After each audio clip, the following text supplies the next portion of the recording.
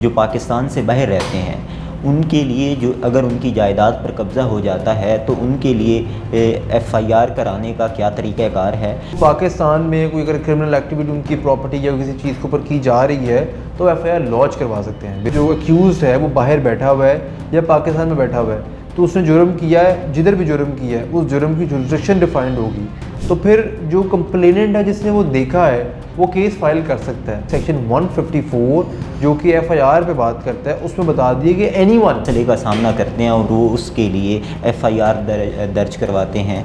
तो इस सूरत में एक इशू पर सिविल और क्रिमिनल दोनों मुकदमात हो सकते हैं। अगर कोई बंदा बाहर बैठा हुआ है तो वो बाहर से पावर ऑफ अटर्नी भेजेगा तो वो सिर्फ सिविल केस की होती है। सुप्रीम कोर्ट की जजमेंट भी मौजूद है कि सिविल एंड क्रिमिनल प्रोसीडिंग दोनों पैरेलल चल सकती हैं, क्योंकि क्रिमिनल में आपने पीनलाइज करना है।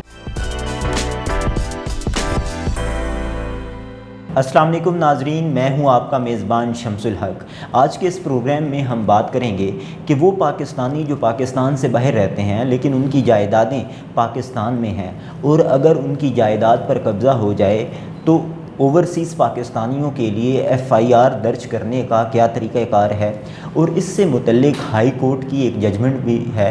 तो हम जानेंगे कि वो जजमेंट क्या है। इस पर बात करने के लिए मेरे साथ मौजूद हैं advocate high court Haris Shahzad साहब। अस्सलामु अलैकुम and welcome to the show. वालेकुम सलाम, thank you so much for having me over this programme.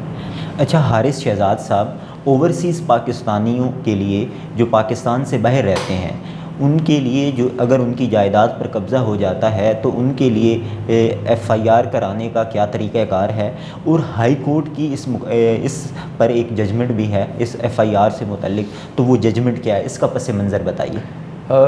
Thank you so much Shams for this choosing this topic. ये बड़ा इंपॉर्टेंट टॉपिक है और मैं इस टॉपिक से खुद भी गरीब हो चुका हूँ। अच्छा। माजी में मेरे पास भी केस आया था जिसमें मैंने एक ओवरसीज़ पाकिस्तानी की तरफ दरख्वास्त दी थी, लेकिन अनफॉर्चुनेटली तब ये लॉज नहीं थे।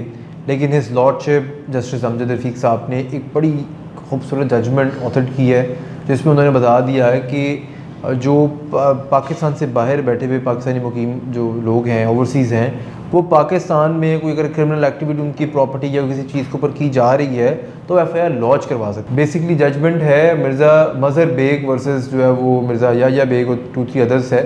तो इसमें जो मिर्ज़ा जो मज़हर बेग साहब हैं वो केस फाइल करते हैं। बेसिकली होता ये है कि उन्होंने एक लीज़ एग्रीमेंट किया होता है, इज़ ए कैनेडियन नेशनल। उन्होंने पाकिस्तान में एक प्रॉपर्टी शेखोपुर में 9 एकड़ प्रॉपर्टी के ऊपर जो है उन्होंने अपने किसी रिश्तेदार को, अमूमन भाई को जो है वो प्रॉपर्टी लीज़ की होती है। वो लीज़ प्रॉपर्टी के फॉर्ज डॉक्यूमेंट बना के उस प्रॉपर्टी के ऊपर स्टे करवा लेते हैं सिविल कोर्ट से, और वो ये साबित करते हैं कि जी हमारा ये प्रॉपर्टी हमारी है। जिस पे मिर्ज़ा साहब जब इसमें केस फाइल करते हैं तो वो एप्लीकेशन फ़ाइल करते हैं और एफ़आईआर कटवाने की कोशिश करते हैं। जब एफ़आईआर रिफ्यूज़ होती है, पहले तो रिफ्यूज़ होती है लेकिन बाद में जब लॉन्च होती है तो इसी बेसिस पे होती है कि वो ओवरसीज़ पाकिस्तानी है और ओवरसीज़ पाकिस्तानी पाकिस्तान में एफ़आईआर नहीं कटवा सकते। लेकिन इस लॉर्डशिप ने इस चीज़ को बहुत क्लैरिफाई किया कि आइदर वे अगर जो अक्यूज़ है वो बाहर बैठा हुआ है या पाकिस्तान में बैठा हुआ है तो उसने जुर्म किया है, जिधर भी जुर्म किया है उस जुर्म की जुरिस्डिक्शन डिफाइंड होगी।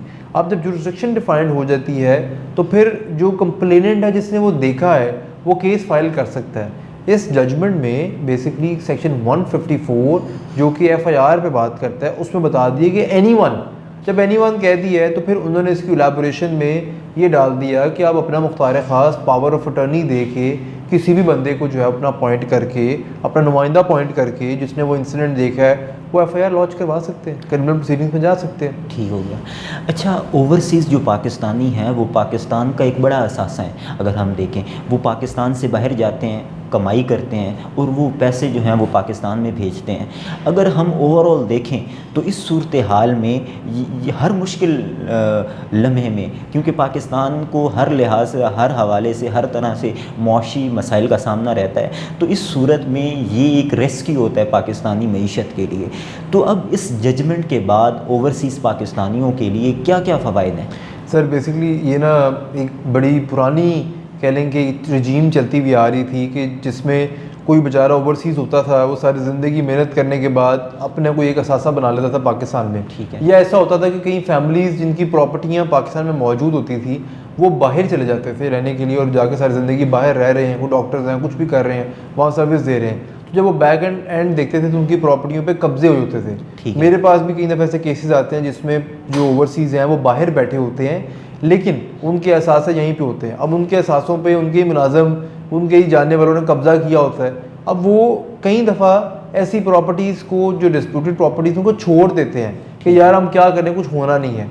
लेकिन इस जजमेंट ने उसको एम्फसाइज़ किया और इस चीज़ को ख़त्म कर दिया कि इवन अगर बंदा बाहर भी बैठा हुआ है, वो यहाँ पे पहले किसी को पावर ऑफ टर्नी देगा, वो क्रिमिनल प्रोसीडिंग करवा सकता है। वरना वो पहले से बस सिर्फ और सिर्फ सिविल प्रोसीडिंग होती थी कि जी आपका कोई बंदा प्रॉपर्टी पे कब्जा होगा, कोई डॉक्यूमेंट हो गया है, किसी ने कुछ जाली डॉक्यूमेंट बना लिए, तो आप एक लंबा अरसा जो है दीवानी का केस फाइल करेंगे, पावर ऑफ टर्नी भेजेंगे, सिविल केस चलेगा, प्रॉपर्टी का पता नहीं कब साबित होता कब नहीं होता। तो बड़ा लंबा एक प्रैक्टिस चलती थी और जो बंदा उस पर बैठा हुआ था वो बेनिफिट लेता रहता था, तो जिसने इलीगल कब्जा किया हुआ। लेकिन अब इस रजीम को चेंज कर दिया। अमजद रफ़ीक साहब ने इस पर बड़ा खूबसूरत जजमेंट दे दी, नोट दे दिया कि भाई अगर आप बाहर बैठे हुए हैं तो आपका नुमाइंदा यहाँ बैठा हुआ आपके बिहाफ पे जो उस प्रॉपर्टी को सेफगार्ड करेगा और उसको जो है वो प्रॉपर्टी को विदाउट इनकम्बरेंस फ्री करवा के देगा थ्रू लोकल पुलिस, और उस पर FIR लॉन्च करवा सकता है। ठीक हो गया। अच्छा, अब जो ओवरसीज़ पाकिस्तानी हैं वो जब किसी भी मसले का सामना करते हैं और वो उसके लिए FIR दर्ज करवाते हैं, तो इस सूरत में एक इशू पर सिविल और क्रिमिनल दोनों मुकदमात हो सकते हैं? सर यही बात है ना कि पहले होता ये था कि अगर कोई बंदा बाहर बैठा हुआ है तो वो बाहर से पावर ऑफ टर्नी भेजेगा तो वो सिर्फ सिविल केस की होती है। पहले हमारे अंडरस्टैंडिंग कानून में ये थी कि जिस civil power of attorney civil case के तक चलती है कि आप अपना पावर ऑफ टर्नी मुख्तार ख़ास, स्पेशल पावर ऑफ टर्नी दे के मुख्तार ख़ास अपॉइंट करेंगे, अपना अटर्नी बनाएंगे किसी को, उसको पावर्स देंगे, वो केस फाइल करेगा सिविल कोर्ट में। और वो सिविल कोर्ट में भी सेपरेट जुरिडिक्शन बनी हुई है फॉरेन केसेस की, फॉरेन कोर्ट्स की अलग बनी हुई है, जहाँ पे आप foreign overseas Pakistani overseas court के नाम से हमारी कोर्ट्स हैं कि जहाँ पे आप ओवरसीज़ पाकिस्तानियों के केसेस फाइल करेंगे और वो केस चलते रहेंगे, उसके बाद जाके फैसला होगा। लेकिन अब इस चेंज में ये आ गया है कि आप क्रिमिनल प्रोसीडिंग फाइल कर सकते हैं। आपको जो सवाल है कि क्या पैरेलल प्रोसीडिंग्स चल सकती हैं, जी हाँ, ये हमारे कानून में पहले भी है, सुप्रीम कोर्ट की जजमेंट भी मौजूद है कि सिविल एंड क्रिमिनल प्रोसीडिंग दोनों पैरेलल चल सकती हैं।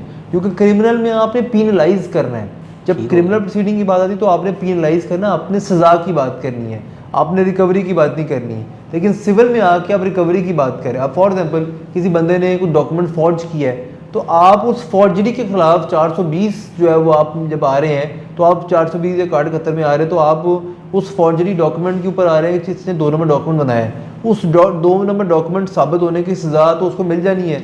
जब वो फोरेंसिक में इसी तरह इस केस में भी साबित हुआ कि PFSA से रिपोर्ट आ गई, ये सेकंड बिल पिटीशन थी, वो रिफ्यूज़ होगी, जब रिपोर्ट आ जानी तो चल जाना पता। लेकिन जो कैंसलेशन होनी है वो सिविल मुकदमे में जाके होनी है कि भाई ये प्रॉपर इस बंदे ने फॉर्ज डॉक्यूमेंट बनाया था, इसको कैंसिल करे। अब ये क्यों इस तरह बनाया गया? इसलिए बनाया गया कि किसी का राइट कर्टेल ना हो सके। क्या पता आपने जाली FIR कटवाई हो, किसी का राइट सिविल कोर्ट में डिस्टिंग्विश हो जाए तो वो तो उस रिपोर्ट को नहीं मानेगा। इसी तरह इस चीज़ को बताया गया कि सिविल क्रिमिनल प्रोसीडिंग दोनों पैरेलल चल सकती हैं। ठीक है। अच्छा, अब जो पाकिस्तानी पाकिस्तान से बाहर रहते हैं और उनकी पाकिस्तान में जायदादें हैं और अगर जायदाद पर कब्ज़ा हो जाए तो इस सूरत में एक तो पहला पॉइंट हमें ये बता दें कि अगर वो पाकिस्तानी ऐसा क्या करें कि उनकी जो पाकिस्तान में जायदादें हैं उन पे कब्ज़ा हो ही ना। इस एक दूसरा, अगर कब्ज़ा हो जाए तो आपका उनके लिए क्या मैसेज होगा? कि जो ओवरसीज़ पाकिस्तानी है हमारे मुल्क में उनका बड़ा रोल है कि हमारे मुल्क में ये उनकी मेहरबानी है कि वो पाकिस्तान छोड़ के तो गए हैं लेकिन फिर भी अपने असासाजात को पाकिस्तान में मेनटेन कर रहे हैं। ठीक है। तो ज़रूरी है कि अगर तो उनकी प्रॉपर्टी पे कोई ऐसा इशू नहीं है तो फिर तो वो अपनी प्रॉपर्टी पे सर्वेलेंस रखें, उसको रेंट आउट कर दें, उस पर कोई कैमरास लगा के रखें, कोई बंदे की अपॉइंटमेंट कर दें ताकि उनकी प्रॉपर्टी पे ऐसा कुछ हो ना। अच्छा। दूसरी चीज़ ये करें कि अगर फॉर एग्जांपल उनकी प्रॉपर्टी पे कोई कंप्लेंट्स आ चुकी हुई है तो वो फ़ौरन वहाँ से किसी को मुख्तार ख़ास दें, वकील अच्छा सा हायर करें और उस केस को जाके इलीगल डिस्पोजेशन, अगर प्रॉपर्टी के वाले से बात कर रहे हैं, वैसे तो किसी भी जुर्म की बात करें तो वो कर सकते हैं, लेकिन अगर स्पेसिफिकली प्रॉपर्टी की बात करें तो हमारा इलीगल डिस्पोजेशन एक्ट आ चुका हुआ है। तो अगर कहीं पे प्रॉपर्टी पे कब्जा हो गया, कोई बंदा काबूज हो गया हुआ, इलीगल काबूज हो गया हुआ है, तो वो सिंपल जो है अपना पावर ऑफ टर्नी होल्डर को किसी को अपॉइंट करें और इलीगल डिस्पोजेशन एक्ट के तहत उस बंदे पे पर्चा कटवाएं और अपनी प्रॉपर्टी जो है रिकवर करवाएं और उस प्रॉपर्टी को फ्री होल्ड करवाएं और उस पर जो है इनकम से बचाएं। ठीक हो गया। अच्छा, अब वो पाकिस्तानी जो पाकिस्तान से बाहर रहते हैं तो वो पाकिस्तान में अपनी प्रॉपर्टीज़ जो हैं वो बनाते हैं, तो इस सूरत हाल में हमने ज़्यादातर देखा है कि उनको जो सबसे ज़्यादा मसाइल का सामना होता है वो अपने खूनी रिश्तों से होता है, अपने रिलेटिव्स से होता है। तो अब इस सूरत हाल से एक बतौर वकील मैं जानना चाहूँगा कि आप उनको क्या मशवरा देंगे, वो इस सूरत हाल से कैसे बच सकते हैं? सर, इस सूरत हाल से तो अब देखें, आपके ब्लड रिलेशन, बहन भाई आपस में प्रॉपर्टी के तनाज़े पे जो है वो लड़ पड़ते हैं। अब इसको जो है वो आप अपने ही फ्री उसमें कंट्रोल कर लें, अगर अपने ही म्यूचुअली जो है कंसेंट से कर लें तो ज़्यादा बेहतर है। वरना तो फिर आप ऑब्वियस ही बात है, अगर फॉर एग्जाम्पल म्यूचुअल प्रॉपर्टी है और कोई बंदा बाहर बैठा हुआ है तो फिर वो सिंपल पार्टीशन का दावा फाइल करे, पार्टीशन की प्रॉपर्टी करे, अपनी पार्टीशन करा के अपनी प्रॉपर्टी लहदा करे और उसको ख़त्म करवा ले। अच्छा, हम क्योंकि अमूमी तौर पे फैसले करते हैं जज्बाती लिहाज से, तो आप क्या कहेंगे कि क्या, क्योंकि ज़ाहिर है अब खूनी रिश्ते हैं, तो अब इसमें क्या किया जाए? जज्बाती लिहाज से फैसला कर लिया जाए या इसको सोचते समझते हुए कि मुस्तकबिल में हो सकता है कि खूनी रिश्तों में के आपस में उनके मसाइल हो जाएं, तो इससे उनकी प्रॉपर्टी और इस हवाले से मसले का सामना उन्हें पेश करना पड़े? इतनी सी है शम्स साहब, मेरा पॉइंट ऑफ व्यू ये है कि प्रॉपर्टी तो आ जाती है, ठीक है, प्रॉपर्टियाँ आ जाती हैं आपको, इस है। पे कोई राइट नहीं किसी का बनता कि ये प्रॉपर्टी है, क्योंकि ये चीज़ ऐसी जो इधर ही रह जानी है। और रिश्ता आपका जो है सर ज़िंदगी का होता है, वो रिश्ते आप 1 मिनट में ख़त्म भी कर सकते हैं, 1 मिनट बचा भी सकते हैं। अगर आपने बचा लिया तो आपकी आने वाली नस्लें जो है वो इस रिश्ते के साथ मुंसलिक रह सकती हैं। लेकिन जहाँ पर ये रिश्ता ख़त्म हो जाएगा और आप इस चीज़ में तनाज़े में पड़ गए हैं और बहन भाई आपस में लड़ाई में पड़ गए हैं और उन्होंने अपना एक जो है वो सेपरेशन कर ली है, तो फिर आने वाली नस्लें बड़ी ट्रबल में जाती हैं। तो इसलिए इन चीज़ों को जज्बाती होने की बजाय थोड़ा सा जो है ना वो कह लाइटर मूड में सोचें कि भाई आइदर वे मुझे बेनिफिट क्या होना है, और किसी को पॉइंट करके समझाएं और कोई 19-20 का रास्ता निकाल लें, ज़्यादा बेहतर है। ये ना करें कि आप अपना पूरा का पूरा 20 दे दें, वो चीज़ नहीं जायज़ है कि आप अपना राइट पूरा छोड़ दें। बट हाँ, जहाँ पे मैक्सिमम फेवर हो सकती है, अपने को बड़ा है तो छोटे को फेवर दे दे, कोई छोटा तो बड़े को फेवर दे दे और इस तनाज़े को ख़त्म करें। अच्छा सर, मैं जानना चाहूँगा कि एक पाकिस्तानी जो पाकिस्तान से बाहर रहता है, वो सारी ज़िंदगी जो है अपने बच्चों से दूर रहता है, अपनी फैमिली से दूर रहता है, और वहाँ वो एफ़र्ट करके अपने लिए वो कहता है कि चलिए जब मैं रिटायर हो जाऊँगा, अब मैंने सारी ज़िंदगी पाकिस्तान से बाहर तो नहीं रहना। वो सोचता है कि मैं कुछ अर्सा बाहर रहता हूँ, मेहनत करता हूँ, जायदाद बनाता हूँ, प्रॉपर्टी बनाता हूँ और फिर मैं पाकिस्तान में वापस आ जाऊँगा। लेकिन जब उसे अपने रिश्तों से ही इस हवाले से ऐसा सामना करना, मसाइल का सामना करना पड़े, तो ज़ाहिर है इंसान है कि यार मैंने इतने अरसा मैंने इनका ख्याल भी रखा, मेहनत भी की, गुस्सा तो आता है।